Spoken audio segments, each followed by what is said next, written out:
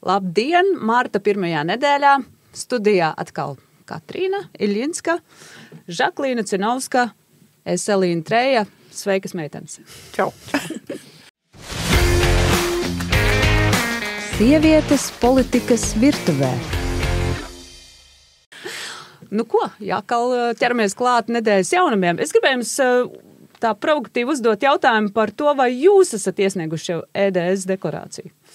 Priekš kam tik ātri un ņemties? Nē, es arī nē. Nē, nu pagaidīšu laiciņu. Bet vispār jūs iesniedzat regulāri? Nu, es palūdzu grāmatvedēju to izdarīt, jā. Un ko jūs sakat par to šūmēšanos šobrīd, ka tik daudzi taču gribēja iesniegt pirmajās minūtēs, pirmajā stundā, un rekā akal sistēma tur iebuksēja un rinda veidojās. Ir pamats vispār par to cepties? Man liekas, ka nevajag par to cepties. Ienāk, cik tur daudz 10 000 vienlaicīgi sistēmā, jebkura sistēma, kurai tāda slodze ir vienreiz gadā, viņi, uzkārsies, un tāpēc uzlabot viņu tikai tā, lai vienu dienu gadā varētu tās deklarācijas sasniegt, nekas nebūtu arī, ja cilvēki varētu sagaidīt 2. martu, piemēram, vai 3. Nē, bet man liekas, tā cepšanās ir vēpēc, ka mums ir ļoti daudz platformas, kurās iegraus tiešām miljoni, un viņas nestrādā, jeb arī slikti strādā. Un tāpēc, man liekas, cilvēkiem tas ir kā atkal kārtējā platforma, atkal kārtējā miljoni, un tāpēc. Bet tiešām, cik tur tas laiks ir? Cik mēnešu gads, jeb pusotrs, jeb cik var iesniegt? Principā, ja tev nav obligātais pienākums, tad tu 3 gadus var iesniegt. Tieši tāpēc, jā. Gadu, jā. Bet man liekas, ka EDS sistēma nav tā, kura būtu pelnījis baigo kritiku. Man liekas, ka viņi tīri labi funkcionē, un pirmā dienā esot iesniegtas 300,000 ienākumu deklarācijas. Tas ir trešdaļa. Tā ir nenormālā slodzes sistēma. Bet tas nenozīmē to, ka cilvēkiem tiešām viņiem tie 50, 70, ja tie 20 eiro, ko dabūt atpakaļ, vai varbūt tas ir ļoti, ļoti viņiem svarīgi tie cilvēkiem. Varbūt tā ir. Tas ir tas īstenībā, par ko es gribēju parunāt, jā, kas ir tie iemesli, kādēļ visi tā ir iespringuši tieši pie tā 1. marta. Un es domāju, ka tur ir 2 grupas. Viena grupa ir tie, kuriem tas ir tā modīgi un kičīgi patestēt sistēmu, un tiešām tā kā jau pirmajā darba dienā pēc 1. marta jau visiem palielīties, es paspēju, es nepaspēju, bet otra noteikti ļoti svarīga grupa ir tie, kuriem katrs tas cents ir ļoti svarīgs. Jā. Bet vēl, kas man likās tā interesanti, palasot sociālos tīklus, ka ļoti daudz saka, ka šī gada ienākuma deklarācijas iesniegšana ir tāda kā loterija, ka tu nekad nezini, vai tev būs jāpiemaksā, vai tu saņemsi atpakaļ. Un tas man liekas ļoti jocīgi. Vai tiešām cilvēki ir tik nezinoši un neizprotoši par savām finansēm, ka viņi tā kā neseko līdz gada garumā, kas tad īsti viņiem pienākās, kādas ienākuma nodokļu atlaides. Vienkārši tā nodokļu sistēma ir ļoti sarežģīta pie mums, un ne visi to izprot. Es, piemēram, reāli nesaprotu. Man grāmatvedē kaut kas tāds, es pašnodarbinātais, un tādēļ ir tas sarežģītāk. Bet tie, kas ir parastie darba ņēmēji, tur diezgan jau vienkārši tā sistēma ir. Man nav viedokļi, cik ir tās cilvēku grupas, teiksim, lielas, bet ir skaidrs, ka mēs redzam datus. Mūsu cilvēki valstī ir nabadzīgi, to mēs redzam. Ja? Attiecīgi, es domāju, ka ir gana liela cilvēku grupa, kurai šitie parastie darbinieki, kuriem tas nav vienīgais ienākuma avots. Ja mēs paņemam žurnālistus, pieņemsim, kuri strādā uz cieto algu, kaut kādu, minimālo vai vēl kaut kādu vienalgu. Saņem vēl autora atlīdzības. Vienkārši nav iespējams izsakot, kas tad tur galā būs. Tā tiešām ir loterija. Un es domāju, ka tas nav tikai par žurnālistiem. Principā cilvēkiem trūks naudas, viņi meklē papildus ienākuma avotus, un tāpēc viņi galā, viņi tur krāj tos čekus, viņi nezina, kāds viņam tur tā bilance galā. Es domāju, normāli cilvēcīgi. Bet, cilvēkiem vajag tos dažus desmitus varbūt patēt. Jā, un tu attaisnotie izdevumi arī pagaidām, kuri vēl nav noņemti. Taču arī tur viss uzrādās un redzēs, skatoties uzreiz sakrājās, jo tagad jau tie attaisnotie izdevumi nevienmēr tikai papīrā jāiesniedz. Ir taču tā, ka tu aizies pie ārstu, viņu automātiski jau nosūta. Taču nevar atcerēties visu, kas tas ir, kas kur cik ir, un tāpēc cilvēks tiešām gaida to savus 20, 30 apakaļ.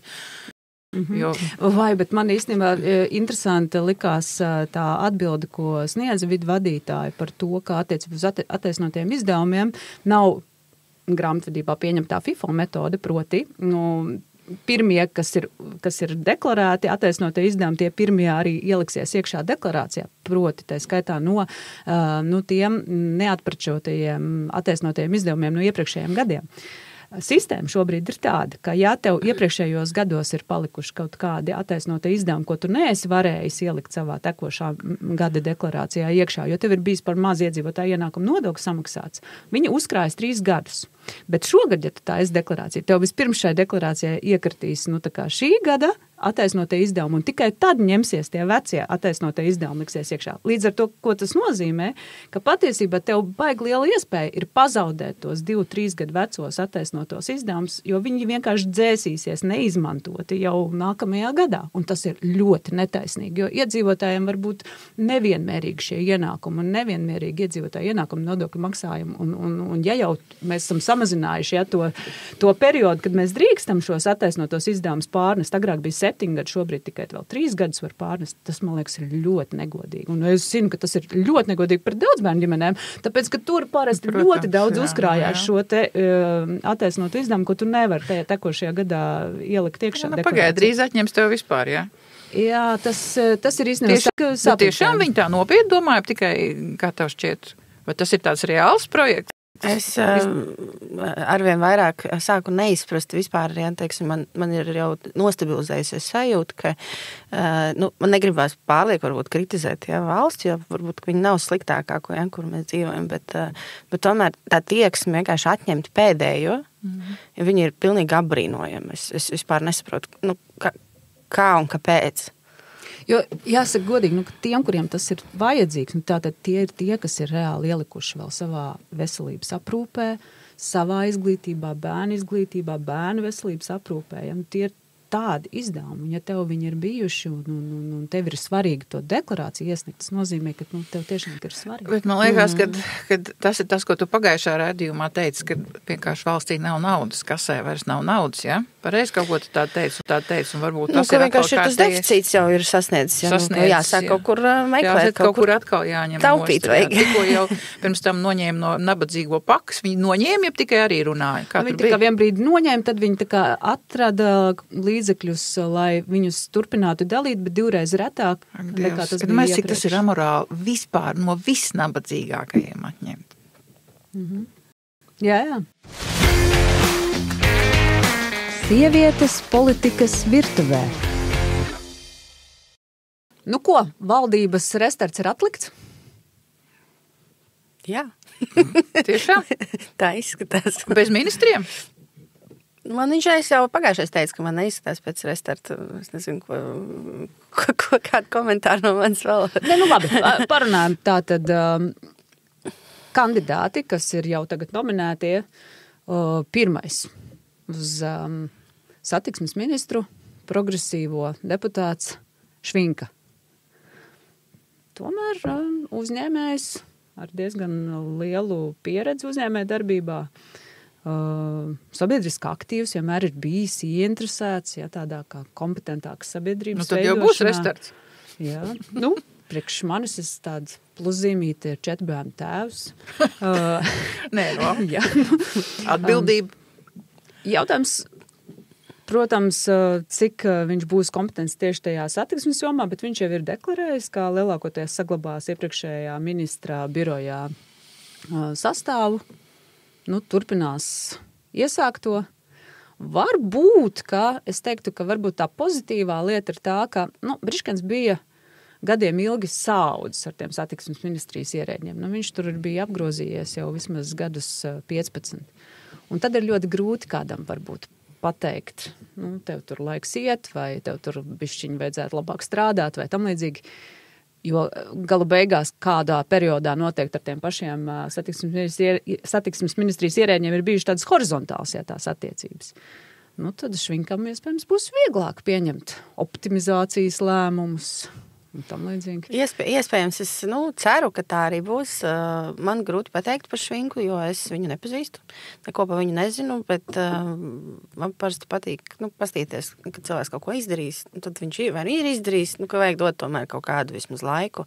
Ja, un tad pastīties, vai viņam izdosies vai neizdosies. Protams, norakt visu jau pašā sākumā, to mēs visi mākam. To mēs, protams, ka visiem ļoti patīk, un to mēs protam. Ja, bet man liekas, ka tā īsti nevajadzētu darīt. Ka, vismaz pagaidām, ja viņš saka pēc retorikas, ka viņš, teiksim, tā ieturēs kaut kādu kursu, bet kaut ko uzlabos, lai pamēģina, ja citi par to nesaka. Tā kā lai veicās. Man nav ko teikt. Labklājības ministrijai Ozolnieks. Nezinu, es nepazīstu tos cilvēkus, es nezinu. Vienīgais var piekrist, ka jāpaskatās ar laiku, bet ņemot vērā, ka tomēr visu nosaka koalīcija un nosaka koalīcijas noteikti viss, kas tur jādara un viss ir jāsaskaņo. Man par šo valdību nekādas baigās ilūzijas nav, bet cerība vienmēr ir.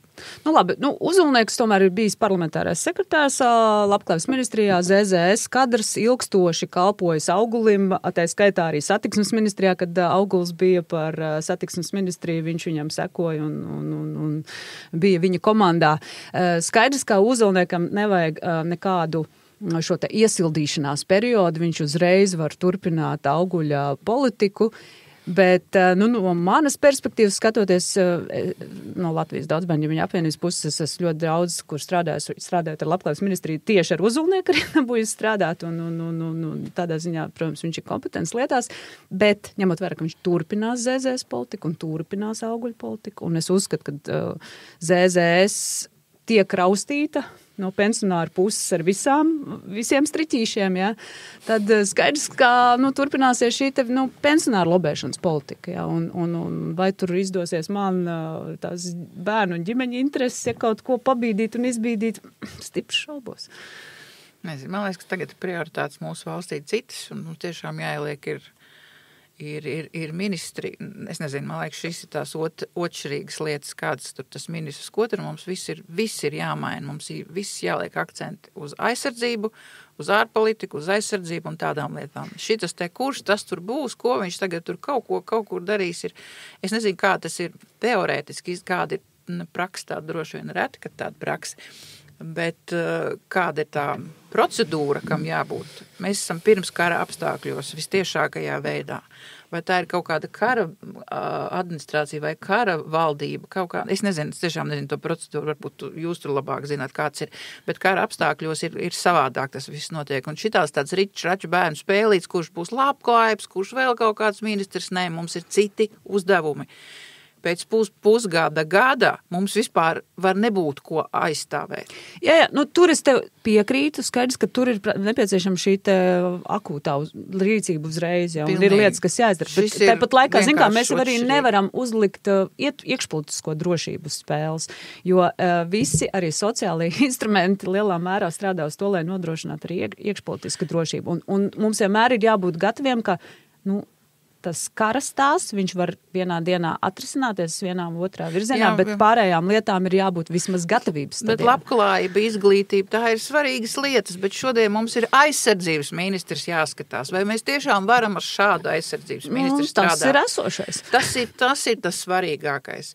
Finanses mums ir jāpārkārto visu kara vajadzībām. Nevis tur tagad vai labi izglītība, tā ir ļoti svarīga, bet šodien mēs tagad tur pusgadā neizvērtēsim, neizdarīsim to, kas mums ir vajadzīgs tās reformas, lai vispār lielo izglītību paceltu kopumā. Mums ir citas vajadzības šodien. Un var redzēt, Siliņa vispār tā kā NATO 5. punkts strādā, jā.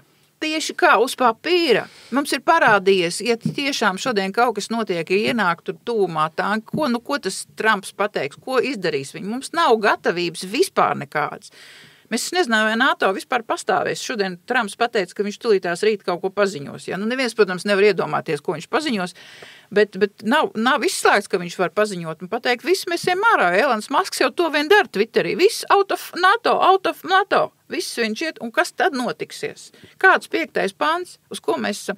Mums ir svarīgi sarunas vest ar Vāciju, ar Franciju, ar lielu valstīm, ar Zviedriju, Poliju. Polija jau ir mūsu pusē, cik es saprotu, ar Zviedriju. Tas ir uzreiz konkrēti uzdevumi, kas mums jādara. Nevis jārunā labklājība. Tagad ko mēs aizstāvēsim? Labi, bet Latvija un valdība, svarīgi, lai mums tā esam bišķiņi stabili, lai tā valdība ir kāda, viņi ir, lai viņi ir. Tad tieši tā, ieceļam, tas ir, ok, viss, ejam tālāk. Melbārde, kā kandidāts no jaunās vienotības izglītības. Jo viņi uzreiz jau pateikusi, ka viņi pārskatīs reformu, iesākt, un es neko labu uzreiz nevaru pateikt. Ja, man ir tā kā, es nevaru novērtēt, ja visu to reformu, teiksim tā, ja nevaru viņu ideāli novērtēt, bet ir bijusi kaut kāda reforma iesākt, tagad viņi grib pārskatīt.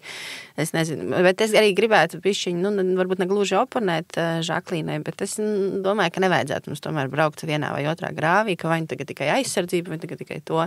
Visam ir jābūt kaut kā sabalansētam, jo ja tev nebūs bērni, kurus aizstāvēt, tad ko tad mēs ar tiem tankiem aizstāvēsim? Ja mēs tagad vedīsim pārunas ar Poliju un visām lielajām valstīm, bet mēs paši sevi neaizstāvēsim, pieņemsim kaut kādā x stundā.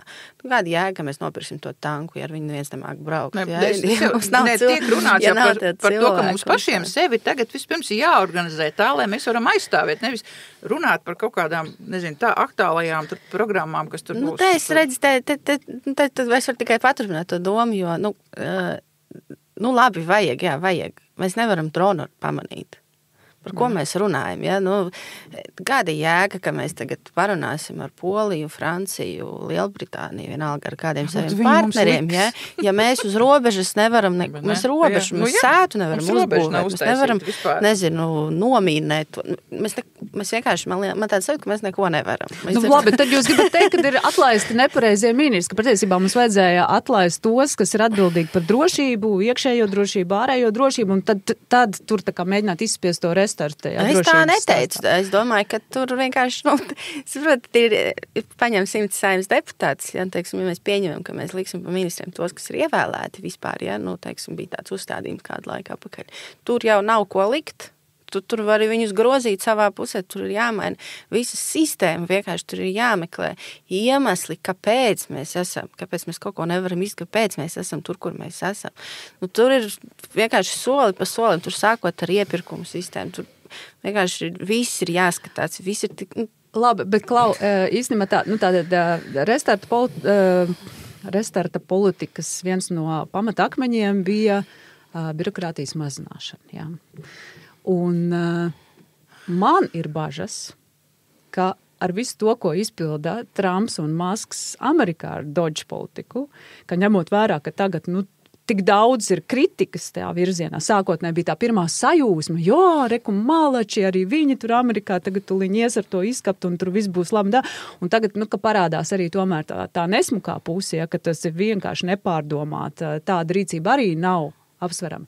Tas būs iemesls kaut vai tai pašai Siliņai un esošai valdībai pateikt, aizbildināties ar to, ka, nevajag tādu nekādu tur straujo birokrātijas mazināšanu, redziet, pie kā tas noveda Amerikā, ja, ka tur radās haus un ka tur tas sāk griezt nost to, ko nevajag, ka principā būs tāds legāls arguments ieslēgt atpakaļ gadu. Pilnīgi var tā būt.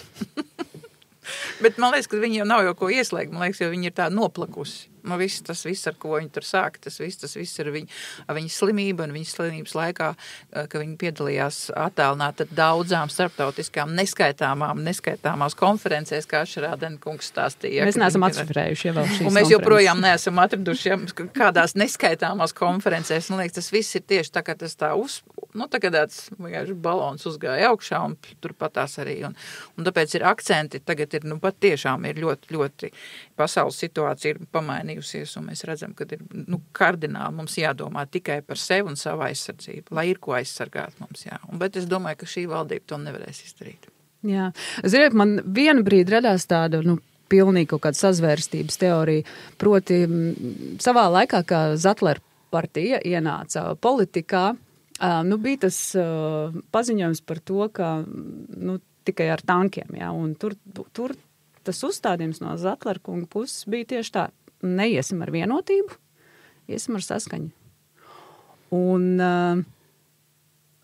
Un pati, aizkadrā es zinu, ka bija tā sajūta, ka mums ir jācienās principā ar vienotību, kā varbūt tādu Latvijas ekonomiku bremzējošo faktoru. Tā mums jāiet kopā ar saskaņu, tā bija? Tā bija, protams. Jā, bet šodien mēs iesim ar Osļikojumu kopā? Nē, paklau tālāk. Un tad es domāju, tad viņi izmantoja citu taktiku. Viņi lēnā garā visi iefiltrējās vienotībā, un kā redzams, ka šobrīd jaunajā vienotībā ir pārsvarā visi, kas nākuši no Zetlā reforma partijas. Un tagad viņi to savu mērķi iznīcināt vienotību būs izdarījuši. Ka, viņi ir pārņēmuši to varu tajā vienotībā un kaut kur visur izgāzušies. Un tā vienotība patiesībā ir gandrīz tā kā tādā sabrukuma priekšā. Jā. Jo nekas nav sanācis tā veiksmīgi. Tā ir mana sazvērstības teorija. Man sazvērstības teorija ir tā, ka visus šos gadus mēs neesam izbūvējuši robežu. Bet tā, ka pilnīgi ne tikai tas ir tiešām ļoti bīstami šodien, bet tas, ka ir vienkārši kauns no kaimiņiem. Tādā ziņā, ka robežu mēs nevaram uzbūvēt. Un viens aiz otra, un ieskaitot Siliņu, kas bija aizsardzības ministrijas, viņi bija parlamentāra sekretāri, kas viņi tieši atbildēja par to robežu izbūvu, to būvniecību visu. Un tagad viņi ir premjeri. Un varbūt tas viss sasaucās tiešām, kā tu saki, ar to, varbūt, jā, jo tā kā tiek sabotēta robežas būvniecība, nebūvniecība, tas ir vienkārši kliedzošākais, kas var būt, tas ir, manuprāt, tas ir vēl kliedzošāk par Air Baltiku, Rail Baltiku, tāpēc, ka, tur ir dažādi paveidi, bet te ir reāli konkrēti vienkārši jāuzbūvē žoks, pamatīgs žoks. Tas nav infrastruktūras ar ūdeņiem, tur gaismām, instalācijām un dizainu, kādus mēs tur sliedzam, nebes stacijas gribam taisīt un tādu loģistiku. Nē, tas ir jāuzbūvē aizsardzības žoks, valnis jāizbūvē ar to. Un man liekas, ka tur ir kaut kāda sazvērstības teorijas. Es domāju, ka nē, ir vienkārši cilvēki, kas ir ļaundabīgi izturējušies par to. Vai arī mēs kā vienmēr vienkārši neprotam. Jā, es neesmu sazvērstības teorija piekritēji, bet vienkārši neprotam. Es domāju, ka jo mēs arī nevaram, premjerministrs šī brīža ir slikta vadītāja. To mēs varam konstatēt. Es domāju, vispār nevienam te pat nebūs ko pārmest, ja, ka tas tā ir. Bet būsim godīgi, premjeri nebūvē žogu. Ja. Tie ir ministrijas ierēģi, kuriem jāsavācās kopā, jāuzraksta iepirkuma nolikums, kuri nav bijuši šādā situācijā, kuri pat nezina visticamāk, kas tad viņiem tieši jāpērk. Jo tev jau jāsaprot, tev vajag zināt to specifiku, ko tu tieši pirksi, lai uz to žogu. Ja? Bet tad nav būvniecības kompānija jau iesaistīta tur? Nē, tas vēl trūka, par to, protams, runā, bet, lai paši būvnieki savu nolikums rakstītu, tas, protams, nebūtu. Tas būtu tā amizanti. Bet tad, ja tu noliec, tur jau nav. Nē, tev ir jābūt kaut kādam speciālistam, ja, kurš spēj atšķirt kaut kādus materiālus, kurš zina, kādam jābūt. Vai pat tik tālu nav? Es nezinu, vai ir, bet tas žoga nav. Ir kaut kas jau iet uz priekšu, un tie metri jau iet tikai, diemžēl, ļoti, ļoti lēni. Un šobrīd, jā, tieši tā liekas, ka gandrīz vajadzētu tādu visu apstādinam kaut uz nedēļu. Un visi tagad sagrupējamies gar robežu, visi sadodamies rokās un ejam un, rokam darām, taisam, ja tur samobilizējam visus uzņēmējus, līdzīgi kā bija barikāžu laikā, ja, kuriem traktori tie brauc un atkal pārējie sametamies naudiņai, lai tā nauda pietiek un tie uzņēmēji var to degvielu ieliet un to robežu pārekt vai tam līdzīgi. Es nezinu, kādi tie instrumenti būtu jāiedarbina, bet kaut kas tam līdzīgs. Nē, tas, manuprāt, ļoti labi saskana kā reiz ar birokrātijas mazināšanu. Ja? Ja tu pieņem tagad, ka mums tagad ir krīze, ja? Mēs esam kaut kādā tādā sliktā situācijā, ja? Pirmskara vai, nezinu, pieņemsim, ja? Tad tagad taisi iepirkumu sētas tur izbūvē. Ja? Varbūt, ka kaut kādos brīžos vajag tur samazināt kaut kādu procedūru skaitu, lai tev viena iepirkuma sarīkošana neaizņem gadu, vēl tev var viņu vēl apstrīdēt, tev vēl vajag... Tas mehānisms ir tik smagnējs, ka, lai mēs tur nodrošinātos un to robežu mēs uztaisītu, ja, tur viņi pēc 3 gadiem labi, ja vispār būs, ja, tur Man liekas, skaidrs, ka tur mēs kaut kas ir. šo tēmu kustinām dēļ visiem pēdējiem notikumiem, kas notika Trumpa ovālajā kabinetā. Tas tikai tāda reāli, pēdējo uzlika ķirs uz tās, kad mosties Latvija. Nevar premjerei ir jāpieņem konkrēti lēmumu attiecīgi pēc situācijas, nevis vienkārši pēc koalīcijas plāna. Apkārt apmēram, kaut vai ūdens plūdu, mēs vienkārši ejam, kaut ko daram. Nē, ir cita situācija, viss. Nestrādās tas 5. pāns. Tu nevari nogarantēt, nevis pateikt, tas vēl strādā. Tas ir vienkārši tā, man liekas, ir tāda ļoti... Mēs neesam arī analīti, mēs jau īstenībā nezinām, ko tad piedāvāt ārpus tā 5. panta. Pašaizsardzību. Nevis vienkārši paļaušanos. Jo mūsējie vienmēr paļaujušies. Pastieties viņa intervijās. Ļoti dažādi politiskie cilvēki. Vienmēr es esmu pat piedalījusies diskusijās, kur es saku, mums ir pašiem jāaizsargājas. Pastieties, kā igauņi. Tur bija baigi labā karikatūra. Zaharāns vienmēr taisa vienkārši burvīgas karikatūras. Un viņš uztaisīja, ka igauņi reāli ir uztaisījuši 3 siventiņi. Igauņi ir uztaisījuši reālu ķieģeļu māju. Leiši ir uztaisījuši koka māju. Viņiem tur tā Baltkrievi vēl kaut kas tāda, ja? Latvieši mēs esam uztaisījuši māju, aplipināti ar lapiņām, uz kur rakstīts NATO. Bet tas tieši tā ir. Ļoti daudz atbildīgs personas vienmēr ir atsaukušies. NATO 5. pāns, NATO mūs sargā, mums nevajag neko darīt. Acīm redzot, laikam nav nekādas sazvērstības. Vienkārši mūsējie negrib darīt, nemāk darīt.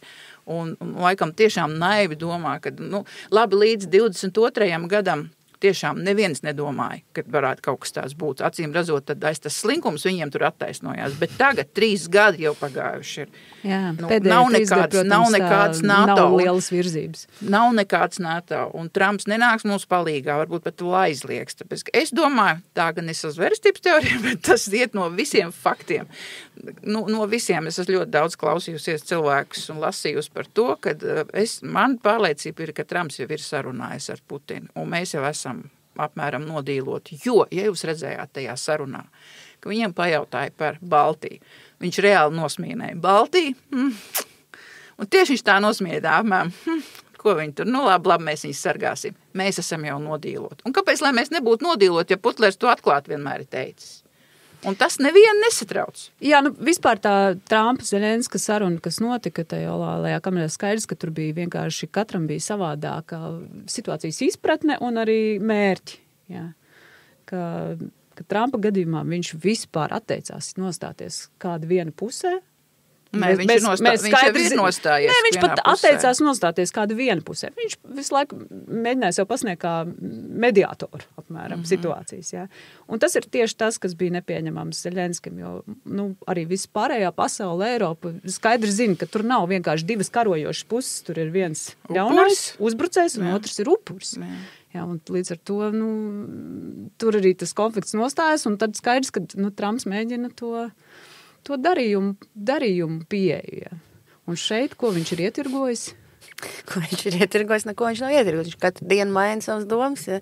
Vai es tiešām tā esmu teicis, ja kā viņa bija tā frāze. Ja? Bet labi, bet padomājam tagad, kaut ko taču viņš mēģināja to Putinu sarunāt. Kas tur varēja būt tāds, ko viņš sarunāja? Un ko Putins viņiem prasīja kā pretī? Kam viņš varbūt noticēja, ka tiešām tā varētu būt tā cena? Man viena teorija tāda, ka Putins prasīja, vismaz dabūt to Zelenski no spēles. Ja? Un to viņš tā kā apsolīja. Un tad pretī atkal jautājums, ko tas Trumps tā kā gribēja iegūt. Man liekas, ka šī te mēģinājums izdomāt, ko tad tieši viņi varētu būt parunājuši, tas ir pirmkārt pārāk sīkumaini. Ja? Mēs nesen atklājām, ka mums ir Misters Krasnovs, ja? Un mēs zinām, ka viņš šobrīd ir Putina pusē. Kas vēl mums tieši būtu jāzina? Tā. Kāds iemesls mums vēl jāizdomā? Ko tad viņi tur tieši runāja? Visu kaut ko viņi tur runāja. Ja? Kādreiz Trumps bija mēģinājis būvēt savu Trump Toweru Maskavā. Bija tāda lieta, ja nezinu. Mēs zinām, kāda viņam ir īpašumi nav vai kāda viņam ir personīgā interese. Kas viņš ir nodemonstrējis, ka viņš ir šobrīd Putina pusē, un mēs zinām, ka ir tāda situācija viss. Savukārt, atgriežoties nedaudz pie tā, vai mums jābūvē žoks, vai kas mums jādara un ko mēs tur darām nepareizi. Te ir, es domāju, ka arī vajag bišķiņ globālāk paskatīties tādu plašāk tādā ziņā, ka mums jau nav nekāds kurs. Mums ir valdība, kurā viens saka, ka mēs būvēsim žogu, ārlietu ministri, kaut kāda cita ministra. Pasaka, ka mēs esam drošībā un risku nav. Nu, bija taču, tas neizdomāja to frāzi. Viņi tāpat... Putins karu ir zaudējis. Putins karu ir zaudējis.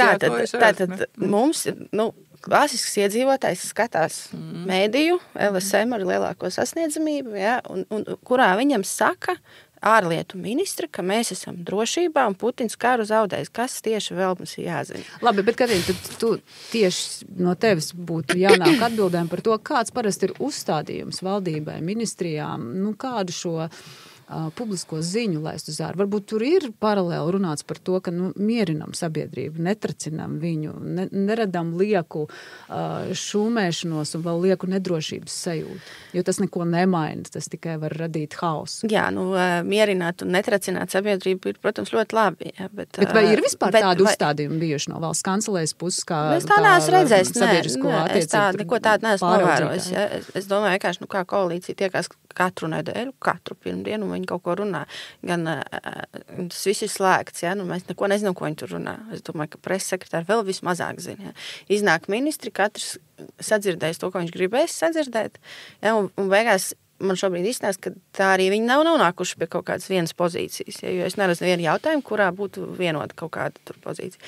Viens ir neiebiedēt cilvēkus, ja? Bet otrs ir kaut kā tomēr bijuši objektīvi pastīties situāciju. Ja? Pateikt, ka Putins karu zaudējis šobrīd, es neredzu tieši vispār nekādu pamatu. Tas nav par iebiedēšanu cilvēku cautas vai vēl kaut ko. Ja? Tu vienkārši pasaka pilnīgus melus. Ja? Tad vai tu esi tik ļoti nekompetenti, ka tu nespēji tā kā izanalizēt savu to lauciņu, vai arī, es nezinu, man nav izskaidrojums. Katru reizi atveru ziņas un domāju, kas tur notiek. Tas ir līdzīgi, ka mēs nezinām, ko Putlers saka. Tas ir Trumps saka izmetīs jā, ārā. Tieši tā. Vai ir jau zināms šis paziņojums kongresam, ko viņš te izsludināja, ka būs kaut kas?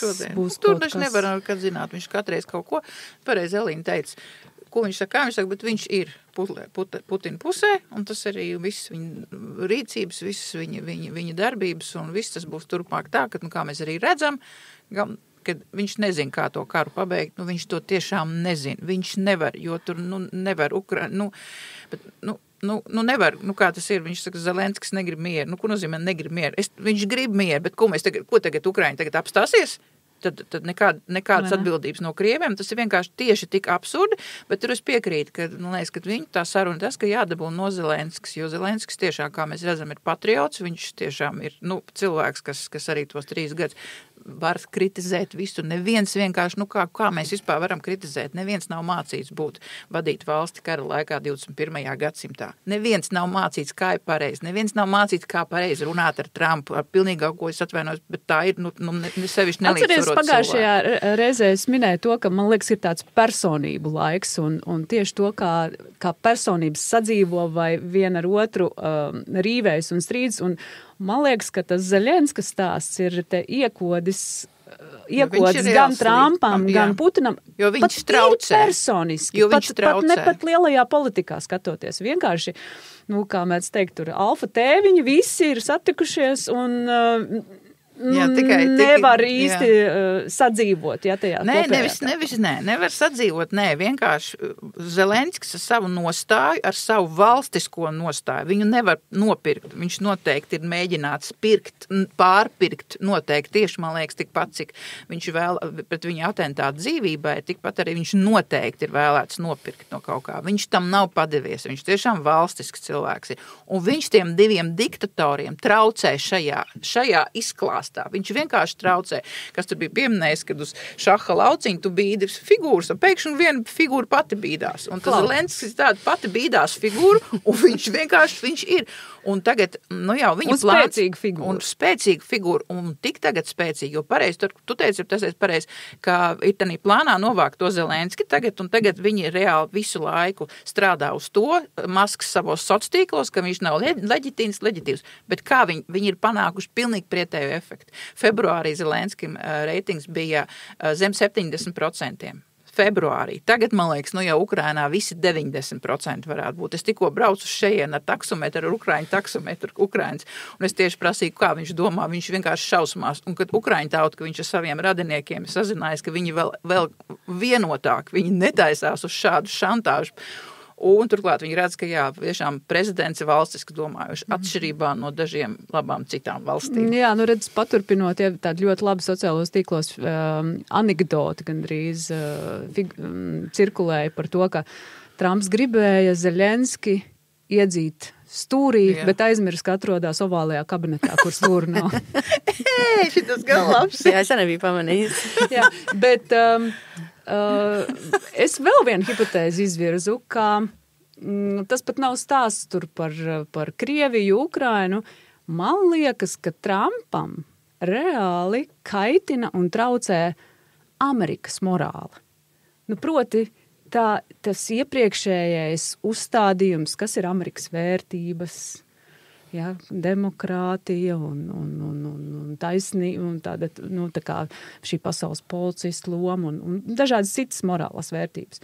Un man liekas, ka Trumps reāli viņam nepatīk tas, kad ir tas spiediens, kā viņam būtu jābūt, kā Amerikas prezidentam. Un tad viņš mēģina, nu, izspēlēt kaut kā tādas lietas, ka viņš tā, ka citu var vainot, kādēļ viņam ir jāatkāpjas no tā, ka viņš nebūs to iepriekšējo Amerikas vērtību aizstāvētājs. Tāpēc, ka, nu kā, amorāls cilvēks nevar morāli vērtēt. Nu, viņš ir amorāls, nu, būsim tas, kā viņš uzvedās, kā viņš pazemo cilvēkus, kā viņam tiešām kādas vērtības viņš.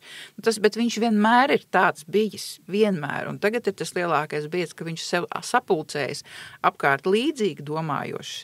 Un plus vēl viņš uztaisīs tādu savu kultu, ka tu gribi izpatikt. Amerikā bija tā viss tās administratīvā, visi tie padomdevēji, viss tas bija cilvēki, kas vienkārši tiešām dod savu vērtējumu savā jomā. Tagad viņam apkārt ir tādi, nu, tā kā karaļi tie, nu, pieglēmo, kas tikai tieši tā kā Putinam precīzi, tikai saka to, ko viņš grib dzirdēt, un līdz ar to viņam tā visa tā pasaules sapratne vēl šķībāk nekā viņam bija pirms tam. Trumps kāds viņš ir, tāds viņš ir. Un es domāju, ka Amerikas iedzīvotāji, kad viņš braukāja pa štatiem un uzstājās, debatēja un taisa vāca milzīgus stadionus, cilvēki redz, par ko viņi balso. Viņi paši izvēlējušies tādu prezidentu, un principā pārsvars viņu bija gana liels.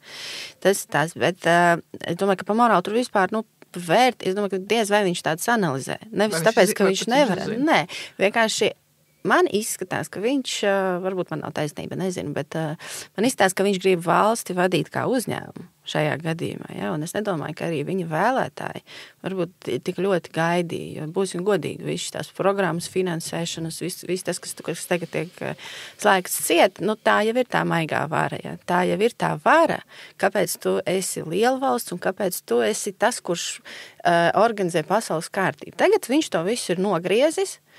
Un tagad viņš saka, kāpēc mums būtu jāfinansē tur Ukrainas pusi karā. Viņš vienkārši neuzskata, ka Amerikas nodokļu maksātājiem būtu jātērē nauda. Normāli uzņēmēji domāšana, ja? Kāpēc tev vajag šos izdevumus, ja tu vari atstāt tad, piemēram, ja būs tas kongresa paziņojumā, kas tad vēl varētu būt? Tas, ka izstājas no NATO, jo tas arī maksā pārāk daudz? Es domāju, ka pie kaut kādā brīdī, tomēr, būs tā kritiskā masa, ja? Viņš var visu kaut ko spiediens no jā, es domāju, ka būs iekšēji. Tas liks viņam apstāties. Republikāņi paši arī ļoti šķeļās. Es domāju, nevar būt tā, ka 50% sabiedrības tiešām amoralitāte ir jau sasniegusi. Jā, noteikti iepirkt. Kaut kad. Bet ziniet, kā man ir vēl viena teorija, ka, ņemot vērā, ka viņš tāds tirgotājs ir, ja? Un tur ir Ķīnai ļoti liela nozīme. Ja?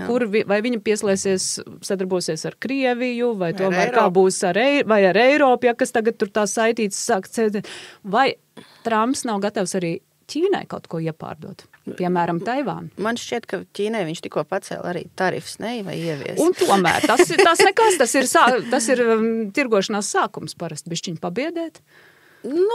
Visu kaut ko jau var iepārdot. Tur neko nevar zināt. Es domāju, ka tur nevajag. Diemžēl pilnīgi neko. Man liekas, ka šobrīd viņš ir tieši otru kursu, tā kā visiem grib pateikt, ka tieciet paši galā ar savām problēmām, ja. Un tā kā uzņēmumā pienākās, samazina izdevumus, ja, un kāpēc tev jāmaksā kādam citam. Bet es nezinu, vai viņš tā dara apzināts vai ko, varbūt tas pārspēlē, varbūt man tikai tā liekas, ka kā reiz, teiksim, šie tēriņi, ja, kas ir bijuši, ja, ka tieši tie viņu padarīja par to lielvaru. Un viņš tagad mēģina to, es nezinu, ko viņš mēģina darīt, bet izstāst, ka viņš mazina to savu ietekmi. Labi, viena lieta ir uzņēmumā rūpēties par izmaksu optimizāciju, bet otra lieta ir tomēr domāt un pamatā domāt par ieņēmumiem un par ieņēmumu audzēšanu. Un tur... Reiz viņš uzskata, ka nedodot... Liekas, ka katrs otrais solis ir pretrunā šim. Jā, bet tieši tā pretruna nedot Ukrainai nenozīmē audzēt ieņēmums.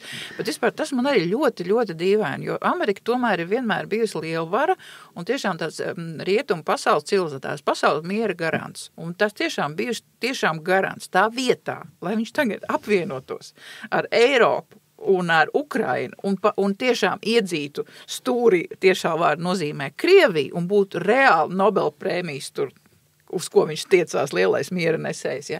Un vairotu savu ietekmi vēl vairāk. Tagad viņš saka tā, Eiropa dariet paši, un ja Eiropa saņemsies, nevajag to Ameriku vairāk. Ja tiešām Eiropa saņemsies, un Dievs dod vēl arī ar Ķīnu apvienosies, jo Eiropas ekonomika ir lielāka par Amerikas, un nauda tur ir vēl vairāk, un cilvēki ir vēl vairāk.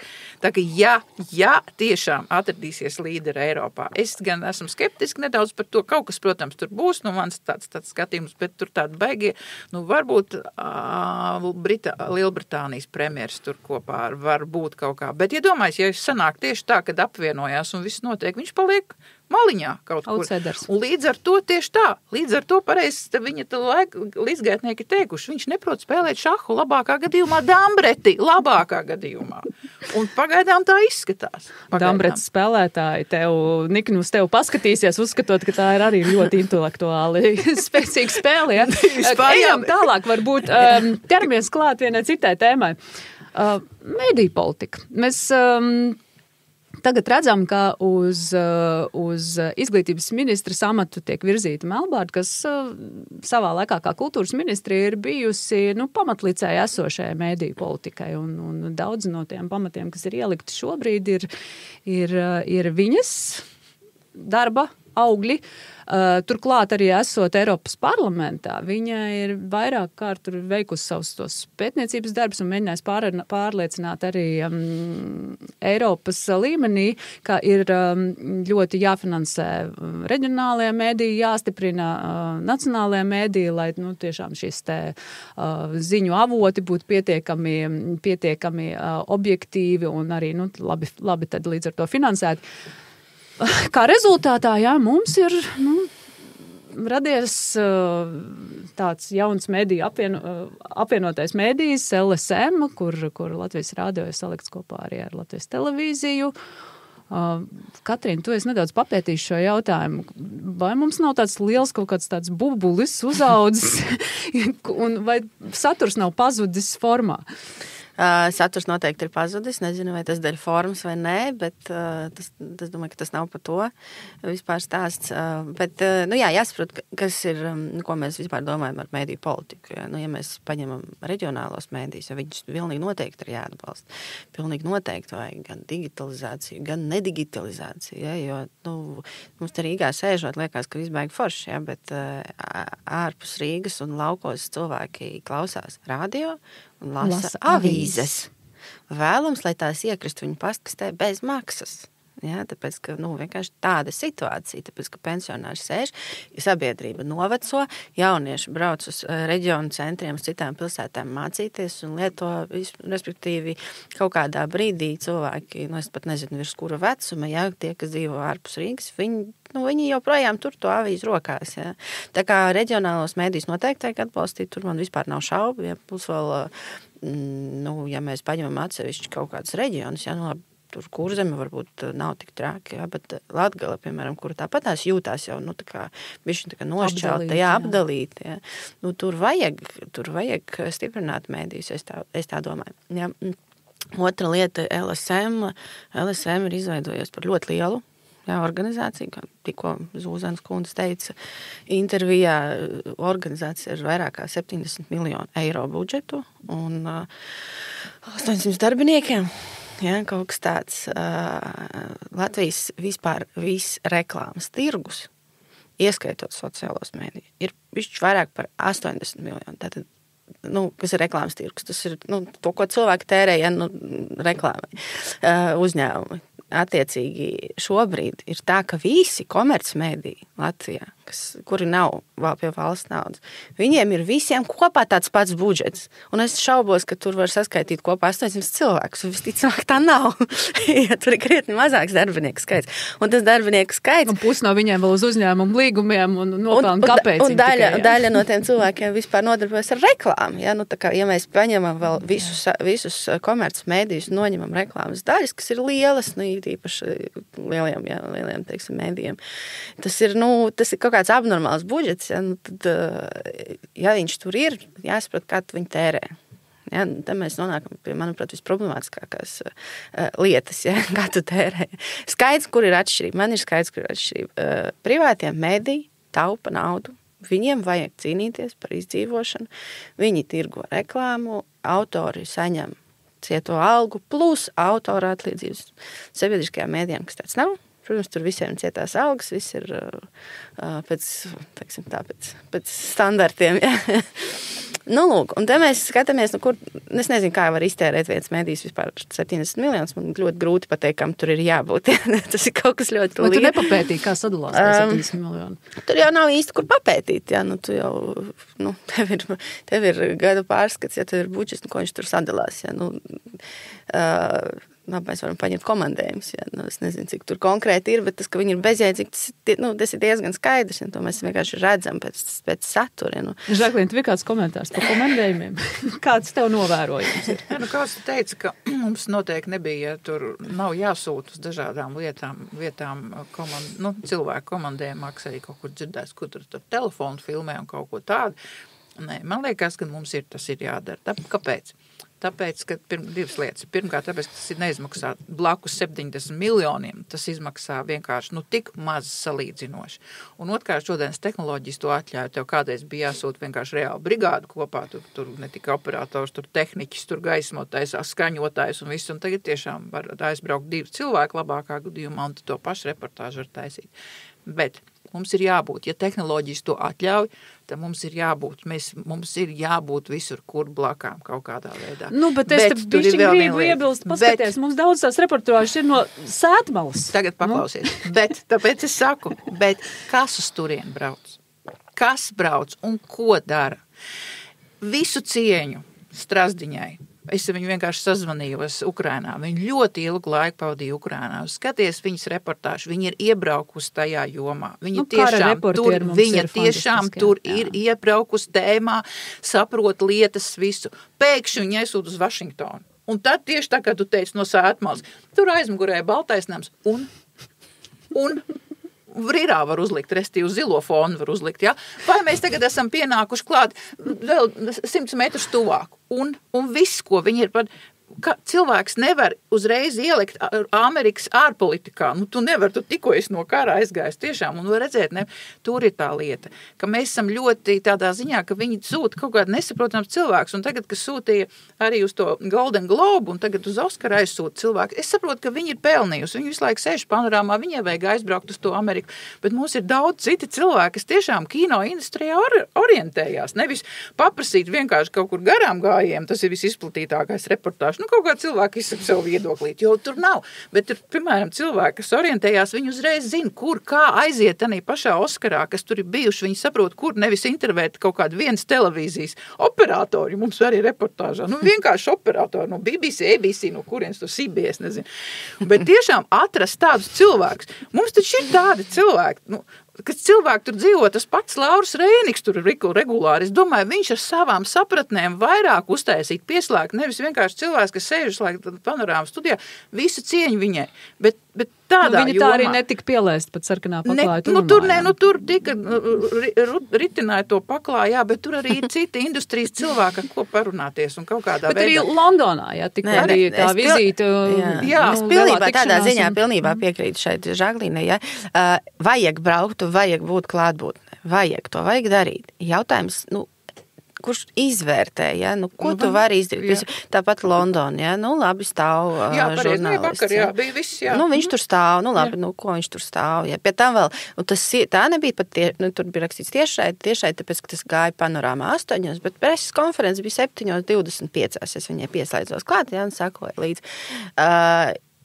Kāda jēga vienkārši tur aizbraukt? Netiec neiekšā. Tātad tu neesi varējis akreditēties. Un ar visu to tu tāpat uz turieni kaut kādu iemeslu dēļ brauc. Un te skatā, iespējams, kad 8 sniedzot tiešraides interviju Panorāmā, nemaz nav vēl informācija nonākusi, kas tad tai preses konferencēs 7:25 ir bijis. Nē, tur jau ir tā lieta, ka preses konference bija tiešraidē BBC. Principā tu varēji sēžot Latvijā pie datora, uzrakstīt ziņu, vienkārši paralēli tulkojot un uzrakstīt ziņu, ielikt viņu LSM-ā, tas tev maksātu 3 kapeikas, ja? Nu, neko tas nemaksātu. Bet tu tomēr brauc uz to Londonu, kā tu pērc biļetes, ja? Un tev viņas vajag steidzami, tāpēc, ka tu jau nezināji, kad lidos tas tikai izdomās tikai pēc Trumpa tikšanās, ja? Tātad tu pērc kaut kādas steidzamās biļetes 2 cilvēkiem, ja? Nu, tur varēja redzēt, ka tur ir operators, ir cilvēks. Tu dari pēdējā brīdī, zini, cik maksā Londonā viesnīcas. Ja? Tu steidzami fiks to visu rezervē, tāpēc, lai pastāvētu pāri ielai, viņš pat stāv, ja? Tur, viņš pat nestāv pat tuvu, viņš pat vienkārši tur garām brauc kaut kāda rozā, tur tas... Labi, vai ir pareizi bijis, ka LSM ir aizgājis, sabiedriskais mēdījis ir aizgājis no reklāmas tirgus? Nezinu, grūti pateikt. Ir gan plusi, ir mīnusi, ir plusi. Ja? Nu, no vienas puses, protams, ja tev ir, mērķis jau ir cēls, ja? Nebūt atkarīgam no reklāmas devējiem, ko mēs visi zinām, kas tā arī ir. Kad tev, uzņēmums pērk ilgstoši daudz reklāmas, tu kaut kādā brīdī, viņš pārstāja pirkt, ja tu viņu tur, kaut ko pa viņu tad īpaši kritiski pasaki, ja? Tā ir. Bet mērķis bija cēls, jātājs, vai viņš ir īstenojies. Ja? Cēls mērķis, manuprāt, nav īstenojies. Tas tagad ir, būšu diezgan skarba, bet, manuprāt, LSMs ir pārvērties par zināmā mērā tādu propagandas mēdīju. Jo, ja tev žurnālistam ir katru dienu visādi ziņas notiek, ja? Būtībā jau Latvijā, ja mēs tā paņemam, nekas nenotiek. Bet tev ziņas vajag no kaut kurienes ražot. Tāpēc tu viņas paņem no preses relīzēm, no tā, kas tev kāds piezvan, kaut ko paprasa, ja tur kaut ko iesaka, mums te ir... Valdības ziņu kanāls. Valdības ziņu kanāls. Tas tieši tā arī ir. Ir ļoti daudz reizes bijis, kā man tiešām ir bijis saštums, ja, tieši par to redakcionālo ideoloģiju, kas vienbrīd izteikti dominē tajā sabiedriskajā mēdījā un tur dažādība, iekļaušana, tur valdības pareizā politika un pareizais skatījums uz to. Jāsaka, es pārstāvot kādas ģimenes un varbūt konservatīvākas vērtības un arī attiecīgi pasākumus, kas strādā uz to šādu vērtību stiprināšanu, ja, es ar savu informāciju vispār nevarēju iekļūt sabiedriskajā mēdījā, un nav vairs nekāda varianta. Un tu beigās nevar iekļūt arī par maksu viņā iekšā, ja, jo arī nav atļauts, ja, nekādi pirktais saturs, nekas tam līdzīgs. Ja. Jā, es teiktu, ka tur savas problēmas bija ar tur ir ļoti, mēs esam no viena grāvi iegājuši, absolūti otrā grāvi. Ir ļoti pareizi doma, ka sabiedriskā mēdījiem nav jābūt reklāma, tieši tā, ka tu teici, ka nav jāietekmē. Bet tagad mums ir cita ietekme, diemžēl, un arī līdz ar to arī nav tāds, īstenībā nav konkurences baigi. Viņiem nav vairs pat jākonkurē ne ar ko. Un tas atspoguļojās uz kvalitāti ļoti, kā mēs zinām, atspoguļojās, diemžēl. Vai liela daļa budžeta vet nepapētīja, nav arī visām šīm te ēkām un infrastruktūrām un tam līdzīgi, jo latviešiem ir tā sliktā īpašība, es teiktu, pieķerties ēkām, un tad mēs taču šito neatdosim, tā ir mūsu dvēsele, ja, bet tā kā neizvērtēt to, cik tas ir optimāli. Ja. Par to māju jau runā jau gadiem, nezinu, jo man liekas... Droši vien, kad ir radio ēka nav ļoti efektīva un piemērota sabiedriskā mēdīja darbam. Vēsturiski, Zaķisela tomēr nav tāda vēsturiski, mēs iegājām, kur 86. gadā tikai, ja, tur tāda krieva ēka un uztaisīt, par to jau runā, jau neskaitāms, tur, neskaitām jau, man liekas, no visi vadītāji teikuši, ka tā ēka, bet ēka ir jāuztur ļoti smagi. Bet es tā īstā no malas tā nesaprotu to ēku, viņi uztur, bet tur jau arī ļoti daudz ir īrnieku, tur vairāk kā pusi ir īrnieki. Labi, bez tādas analīzes mēs droši vien nepateiksim, bet es teiktu, ka noteikti tur ir rezerves, vai jūs redzētu vispār, ka LSM budžetā varētu būt tā rezerva, ko nogriezt, ja mums vajag aizsardzībai? Es domāju, ka tas neko tur baigi neietekmē. Tā Tādā ziņā, ka... ka... Tur nav neietekmē. Nē, viņi esot daudz, bet ja tu saki 70 miljoni LSM budžets, tad varbūt, ka tur ir kāda iespēja kaut ko nogriezt un aizsardzībai. Bet, kaut vai 10 miljonu noņemam nos. Bet tiešām miljonu mēnesī tā ēku uzturēšana. Nē, es domāju, ka tas tā nav, bet arī tas neko arī neatrisināt, jo, ēka un kur nepazudīs. Un tad tu atdos viena ēka paliks tukša, tev viņa tāpat būs jāuztur. Jā. Vai arī jānojauc, tad izvēlamies. Un jāīrē kaut kur citur. Un jāīrē kaut kur citur, jāpārceļ studijas. Jā, tad tā visa infrastruktūra priekš studijām ir gan ok, kā mēs redzam, tas, kas tur ir gan ok, tur tā viss notiek, un bija arī manā laikā tur viss, tas ir speciāli taisīgs televīzijā, un tagad jāmeklē kaut kur citur, un arī tas ir atsevišķi, tas ir speciālisti, mēs tagad runājam, noteikti speciālisti zinās reiz labāk, bet, ja mēs atgriežamies, cik tad viņi maksā, no 7 miljoniem, kas bet 10%, diez vai viņi izmaksā, nezinu. Tagad tur noteikti cits būtu jāpainteresējās, bet pareizi tu saki, nav jau tās tāmas, nekur jau tu nevar uzzināt, kur tur tas ir. Jā. Bet ja pilnvērtīga televīzija, tur citas televīzijas, mums tikai viena lielā televīzija, ja viņi vēl pilnvērtīgi tāda pat var būt ar ziņu kanālu kopā paralēli, ziņas, ka ziņas ir visdārgākais un pētnieciskā žurnalistika un vēl lielā izklaide, lielie šovi. Ja viņi iekļaujās, cik no tā 80 miljonu budžeta, cik aiziet visiem citiem mēdījiem, ja viņi iekļaujas kaut kādā, 4., 5. daļā, tad viņi to pašu var, un sabiedriskais mēdījis ir cik reizes lielāks. Ļoti skumīgi, ka no bezmaksas apraides aizgāja TV24, un arī tieši tas arguments bija tas, ka viņi redz potenciāli lielākas finanses piesaisti, aizejot kabeļtīklos. Kabeļtīkli tā ir papildus apgūs veids, naudas iegūs veids, protams, ja valsts viņiem... tā ir komercija, tā ir tīrā komercija. Un te mēs redzam, ka te sāk trūkt konkurences ar saturu bezmaksas apraidē. Jā, bet es drīzāk gribētu uzsvērt to, ka labi nav konkurences.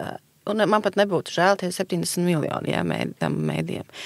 Jautājums par to, vai tu dari savu darbu apzinīgi, vai tu tiešām esi kā mēdījis, tas demokrātijas nesējs, vai tev ir viedokļu līdzsvars ēterā, nevis visu laiku viens tas pats. Rekā mums ir viedokļu līdzsvars, paskaties, Latvijas radio 4, Krievu redakcija publicēja tādu sašutumu par to, ka mēs taču neesam dabūjuši otro Oskaru, tā bija galvenā ziņa. Tā kā šeit varētu būt viedokļu līdzsvars. Jā, ļoti liels līdzsvars tiešām. Bet par Krievu redakciju varbūt šī ir kā reiz tā vieta, kur varētu ietaupīt. Es uzskatu, ka krieviski ziņām, ņemot vērā krievu valodīgo un krievu cilvēku daudzumu Latvijā, viņiem ir jābūt, bet vienkārši paņem iztulko.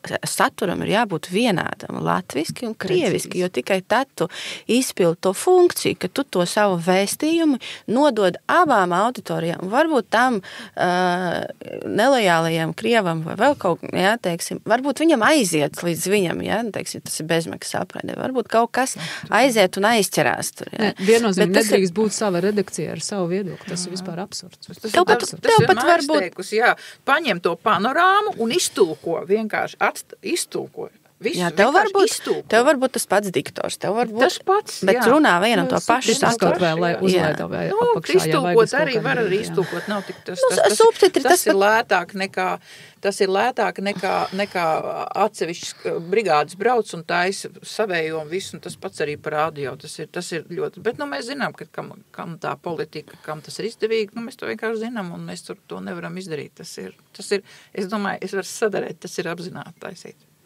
Noslēgsim sarunas pozitīvas nots. Mums ir Oskars. Mums ir Oskars. Kā mēs lielamies ar to Oskaru?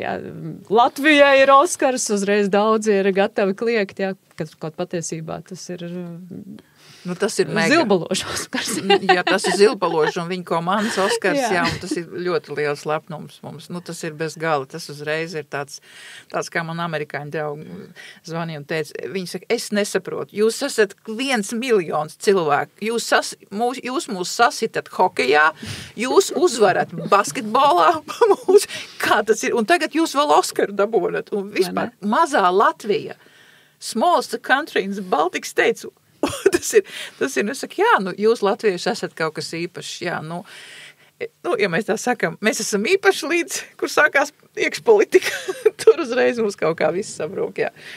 Bet tas man kā radošam cilvēkam un cilvēks, kurš arī ir mēģinājis tieši tāpat kā Zilbalodis dabūt atbalstu no valsts, un varbūt kaut kāda, man nekad nav bijis, varbūt viņiem kaut kāds tiešām salīdzinot tam budžetam, viņi dabūjuši ļoti maz, nu tas ir, es domāju, šeit ir tāda god, man ir cēma, tas ir apmēram tas pats, ka es tagad tur izbraukājusi visu to Ukrainu, visu tur tās nulles līnijas, un ja es kaut kur dabūtu kaut kādā festivālā, tagad pēkšņi politiķis man pieslēdzās. Tas ir tik, ja cilvēki, tas ir tāds, nu, tev jābūt kaut kādam godprātam, un politiķim ir jābūt godprātam, un tas, man liekas, parāda, ka mums politiķi nav politiķi ar tā vārda īstajā nozīmē, kādiem ir jābūt. Tu šo repliku saki tādēļ, ka, kultūras ministre aizbrauca kopīgi saņemt protams, par to jau Oskaru. Jā. Man ir komentārs, es domāju, ka kultūras šajā gadījumā, es varētu pat attaisnot to viņas braucienu uz Oskaru, tāpēc, ka tas nenotiek bieži, tas nav tā, ka mēs katru gadu braucam saņemt Oskarus, vai kaut kur mūs tur nominē. Jautājums, ko viņa šajā braucienā vēl ir izdarījusi? Nu, kā ja tu esi ministrs, tu redzi, ka tu tagad esi uzmanības centrā, tavas valsts filma, teiksim, ir uzmanības centrā, vai tu esi te brīdī saticies vēl ar kādiem cilvēkiem, vai tu esi pamēģinājis piesaistīt Latviju vēl kaut ko, teiksim, vai tu esi izdarījis savu darbu, vai tu esi aizbraucis izklaidēties. Manuprāt, tas ir jāteic. Bet, prieks, protams, par Zilbalodi un tā, bet ļoti interesants moments, ka ņemot vērā viņu komandu, es biju pamanījis, ka francūži uzskata, ka tā ir viņu filma, un beļģi uzskata, ka tā ir viņu filma, un tas ir viņa attiecīgos. Tur bija arī Beļģijas un Francijas ministri? Nē, es nezinu par ministriem. Jautājums. Nezinu par ministriem, es domāju, ka viņiem tajā brīdī visticamāk. Es domāju, Amerika, man ir vēl otra cēma, kas man ir reāli. Nu kā viņi var melot? Kad satikšies tur ar Netflixiem, ar vēl kaut ko. Sāksim ar to, ka Netflix un HBO un viss pārējie, tas ir privātais biznes. Un viņiem līdz Latvijas kaut kādai kultūras ministrei, kas nav vispār pat nozarei tuvu, pat puntulis tuvāk stāvē, pat viņš, ka būtu aizbraucis, viņš varētu kaut kāds mūzikas konteksts, viņš vismaz saprot to sfēru. Šī kundze, viņa nav bijusi ne tuvu tajā visā, un cik man zināms, tur tādi, galīgi tādi ministri nav. Ja, piemēram, pat es ar savu televīzijas kanālu, ja es gribētu satikties ar kādu HBO tādu cilvēku, pirmkārt, tur tās visas tikšanās nenotiek tā, ka piezvan, tagad kultūras ministrs atbrauks, uzreiz viss tā. Viņam tas vienkārši neinteresē. Ja tu brauc, un sevišķi kaut kāda ministrs saka, man kanāli, tur Ēķis Andrejs, vismaz viņam ir sava studija, te reāli, viņš uzreiz, es būšu Oskarā, vai kaut ko parunājam, protams, ne ar kādiem Netflix šefiem, ne tuvu, tur nevar tā sarunāt tā. Vienkārši tā. Un pat ja tev ir liels plāns, kaut kāds liels priekšlikums, tad var būt ar kaut kādiem asistentiem, jā, bet šī kundze nav vispār no tās sfēras, es varu sadarēt, viņi neatšķir, kas ir producenti no izpildu producenta, tā kā mēs tur jokojāmies, ka viņi satiksies kaut kādu asistenta vietnieku, un tad kaut ko, tieši ko viņa runās. Jūs saprot, tur ir tā lieta, ka viņa gatava savā tanī relīzē, kā viņa stāstīja, kad viņi tur tiksies un viņai tur ieplānots. Viņa ir tieši tas parāda, kā pie mums tas valdībā notiek. Jā, vienkārši apsēžās, papļāpā un viss. Mums ir tā lekšana uz kaut kādiem konkrētiem gadījumiem. Ja, tad mēs steidzam mainīt kaut ko likumos. Tad mēs pēkšņi steidzam mainīt kaut ko budžeta sadalē. Ja? Mēs reaģējam. Nevis proaktīvi kaut ko politiku veidojam, ja tādu balstīt ilgtermiņu, bet mēs visu laiku reaģējam uz kaut kādiem notikumiem un skrienam pakaļ, tajā naudu, tajā likuma izmaiņām, te kaut ko, un tādā veidā jau tu to industriju īsti nestiprinās. Tas arī tieši tā, kā viņi tagad dabūja Globus, un tagad pēkšņi tur sarunājās, kad, viņi tulīt piešķirs viņiem, cik tur 500 000 piešķīra, ja. Pirmkārt, tas ir komerces projekts, tas ir reāli komerces projekts, viņi jau nopelnījuši 20 miljonus. Pirms tam viņi bija atņēmuši kaut kādiem tur cilvēkiem, un tagad pēkšņi 500 000. Viņiem tas tā kā, tas, protams, ir ļoti labi, tā neiet runa par kaut kādu skaudību, vai kaut tas, protams, nauda nekad nav pa daudz, bet vai tiešām vajag tagad, bet piešķirt to 500 000 tagad viņi par tiem panākumiem, tā vietā, lai varētu kaut kādā citā veidā to industriju attīstīt kaut kā, bet nevis, tas ir pierāda tur laikam arī bija tas, ka tur tā nauda dalīsies arī industrijai. Nepārdomātu. Nē, viņiem iedeva 350 iedeva viņiem un 150 iedeva mārketingam vēl klāt. Es meitēm jums pastāstīšu. Šai filmai ir perfekts distribūtors. Vienkārši, es nezinu, kas tā pa firma, bet viņi ir perfekti distribūtors, kas pa visu pasauli izplata to visu, kas reklamē, kas visur, jā, perfekts. Tā ir kaut kāda rietumu kompānija, kur tā ir, es tieši nezinu, bet var redzēt, ka tur vienkārši viss ir pārdomās līdz pēdējiem. Un pēkšņi šitā te siliņa iekšā ar saviem 150,000 mārketingam. Vienkārši cilvēks vispār nesaprot, par ko runā. Vai tiešām man jautājums, ir taču padomnieki? Ne visiem. Es domāju, tieši tāpat Lācis arī uz turieni aizbrauc un kaut ko pasēdē, papļipērē, un manā izpratnē, pat ja viņa tikās ar kādu, viņa atstāja ļoti, ļoti slikti iespēju par Latviju, jo viņa no tās nozares saprot tieši. Es nezinu, kā var cilvēks, kas nav vispār tūmā bijis tam kaut ko saprast. Domāju, ka arī liela problēma tā, ka mēs nevaram pārbaudīt vispār nekādu informāciju. Ja? Jā, kāds saka, ka viņš tiekās ar Netflix. Ja? Tikai tāpēc, ka es pastrādāju ekonomikas ministrijā īsu laiku, es zinu, ka bija jau ministram tikšanās ar Netflix Polijā, kur viņam tika skaidri pateikts, ka neko viņa Latvijā darīt neplāno. Tagad, es nezinu, varbūt ministre tiešām ar kādu tikusies.